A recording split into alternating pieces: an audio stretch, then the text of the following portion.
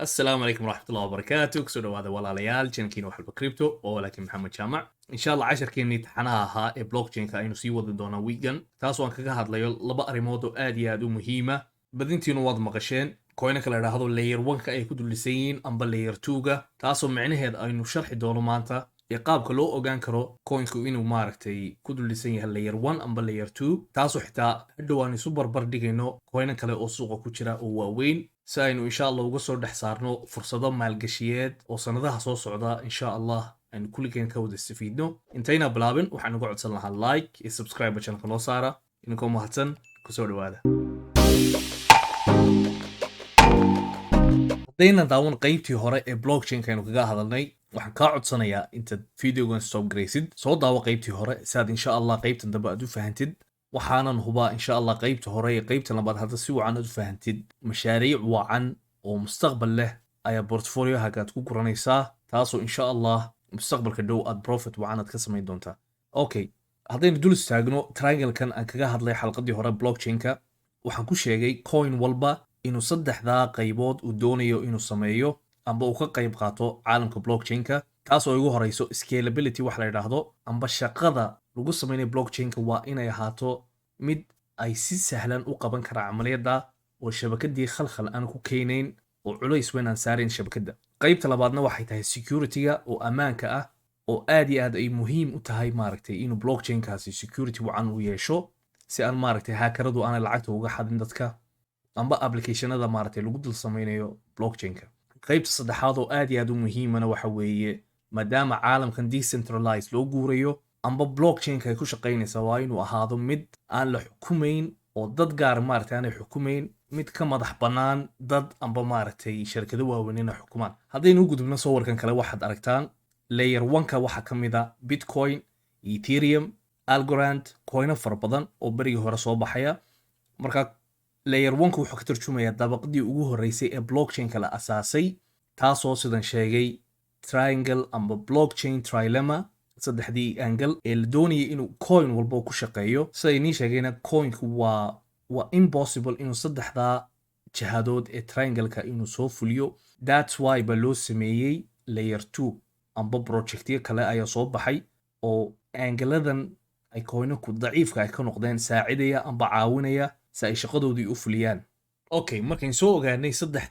saddexdii angle ee triangle-ka ee coinakoo dhan ay ku dulisan yihiin markaynu nimaadno coin market cap amba websiteyada u dhigma sida CoinGecko iyo live coin watch markaad hoos usoo degtid waxaad arkaysaa qaybta ay ku qoran tahay categories amba mashaariicdu siday u qaybsan yihiin waxaynugula talin lahaa waxaad ka fogaataan kuway ku qoran yihiin DeFi-ga coinaha ku jira inta badan waxay ka shaqeeyaan qaab riba ah oo xaaraan ah markaa ka fogaada NFT-da waxa weeye masawiradan maaragtay bilaa micnaha karaatoontan waxaan asna ka fogaada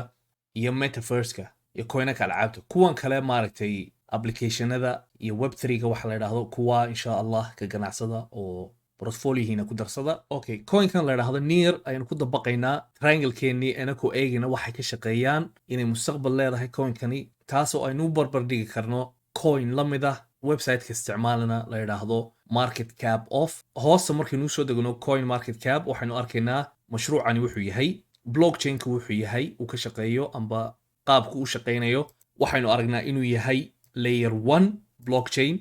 marka coinkan wuxuu la mid yahay bitcoin iyo ethereum oo shabakadii asaasiga ahayda amba uu ku dulisan yahay Binance Smart Chain sida halkan ku qoranba waxay muhiimadiisu ay tahay inuu applicationada sameeyo transaction speedka inuu xawaaraha maaragtay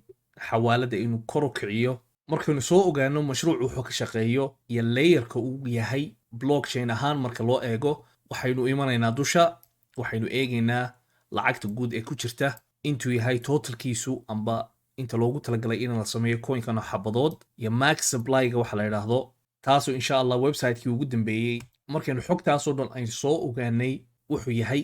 layer 1 wuxuu ku duldhisan yahay Binance Smart Chain haddaba coin layer 1 ayaynu barbar dhigaynaa insha allah aynu eegaynaa mustaqbalka halkuu gaari karo coinkani halkan hore waxaynu ku qoraynaa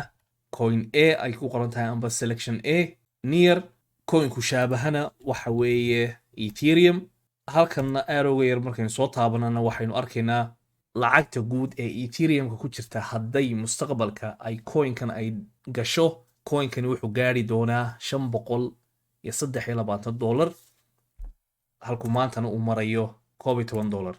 marka waa simple way amba dariiqad yar oo sahla oo maaragtay coinanka laiskugu eego kadibna hadhow aad go-aanka aad gaari kartid markaad laba coin oo isku blockchaina isku qaab u shaqeeya aad isu barbar dhigtid oo mustaqbalka halku gaari karaan aad eegaysid. waxaan jeclahay insha allah inaad xogtan yar aad ka istafiideen, inkastoo mawduucu uu aad iyo aad u balaadhan yahay, laakiin intan yar aynugu soo koobay. wixii su-aalaad qabtaanna comment sectionka igu soo weydiiya insha allah. haddaad doonaysaan si gaar ahaan inala soo xidhiidhaana waxaad ka helaysaan descriptionka telegramkayga iyo instagramkaygaba. khayr badan baynii rajeeyey. asalaamu calaykum waraxmatullahi wabarakaatu.